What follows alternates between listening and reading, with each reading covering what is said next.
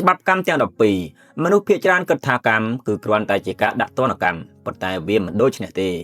កម្មគឺជាច្បាប់ដែលមើលមិនឃើញនៃហេតុនិងផលរាល់សកម្មភាពគំនិតនិងទម្លាប់របស់យើងសុទ្ធតែបង្កើតលទ្ធផលមួយ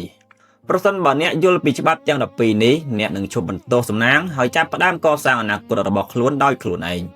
1ច្បាប់ដ៏ធំអ្នកប្រមូលផលតាមអ្វីដែលអ្នកបានសាបព្រោះអ្វីក៏ដោយដែលអ្នកបញ្ចេញទៅកាន់ពិភពលោកនៅទីបំផុតវានឹងត្រឡប់មករកអ្នកវិញ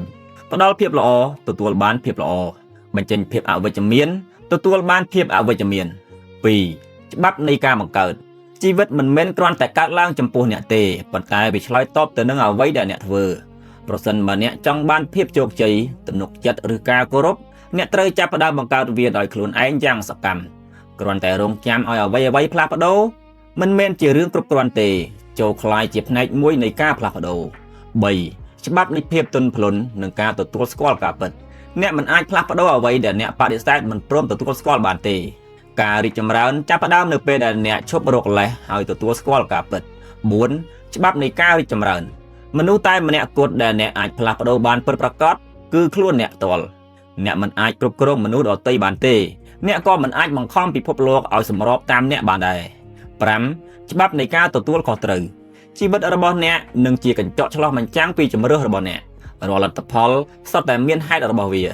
នៅពេលអ្នកទទួលខុសត្រូវចំពោះសកម្មភាពរបស់ខ្លួនអ្នកក៏ចាប់ផ្ដើមមានអំណាចក្នុងការផ្លាស់ប្ដូរជីវិតរបស់ខ្លួនផងដែរ6ច្បាប់នៃទំនាក់ទំនង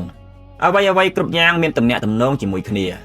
ការសម្រេចចិត្តតូចដែលអ្នកធ្វើនៅថ្ងៃនេះអាចកំណត់ឱកាសដែលអ្នកនឹងទទួលបាននៅថ្ងៃស្អែក7ច្បាប់នៃការផ្ដោតអារម្មណ៍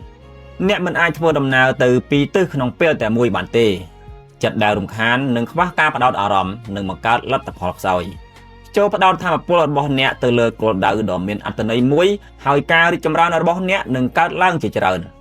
8ច្បាប់នៃការផ្ដល់និងការរាក់ទាក់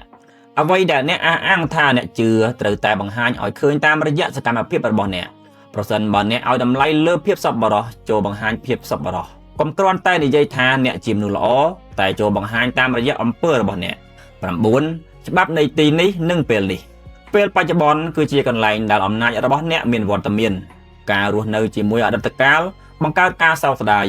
ការគិតជាប់ជំពាក់នឹងអនាគតបង្កើតការថប់អារម្មណ៍ការរីកចម្រើនកើតឡើងនៅពេលអ្នកផ្ដោតលើថ្ងៃនេះ10ច្បាប់នៃការផ្លាស់ប្ដូរមេរៀនដដែល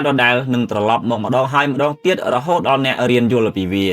ជីវិតជាញឹកញាប់នឹងនាំបញ្ហាដដែលមកជួបអ្នកក្នុងទម្រង់ផ្សេងរហូតដល់អ្នកយល់និងរៀនបានពីមេរៀននោះ11ច្បាប់នៃការអត់ធ្មត់និងរង្វាន់អ្វីដែលមានតម្លៃពិតប្រាកដតែងតែត្រូវការពេលវេលាដើមឈើដែលរឹងមាំបំផុតតែងតែលូតលាស់យឺតភាពជោគជ័យដែលកើតឡើងក្នុងពេលមួយយប់កម្រនឹងមានភាពយូរអង្វែងណាស់និង12ច្បាប់នៃសារៈសំខាន់និងការបំផុសគំនិតការរួមចំណែករបស់អ្នកគ្រប់រូបសុទ្ធតែមានតម្លៃគ្មានការខិតខំប្រឹងប្រែងណាមួយដែលខាតបង់ដោយឥតប្រយោជន៍ឡើយសកម្មភាពរបស់អ្នកអាចមានឥទ្ធិពលលើមនុស្សដទៃតាមវិធីដែលអ្នកប្រហែលជាមិនធ្លាប់បានឃើញឬមិនធ្លាប់បានដឹងផងដូច្នេះចូលចងចាំថារាល់គំនិតរាល់ពាក្យសម្ដីនិងរាល់សកម្មភាពរបស់អ្នកអាចក្លាយជាគ្រាប់ពូជដែលនឹងបង្កើតផលនៅថ្ងៃអនាគត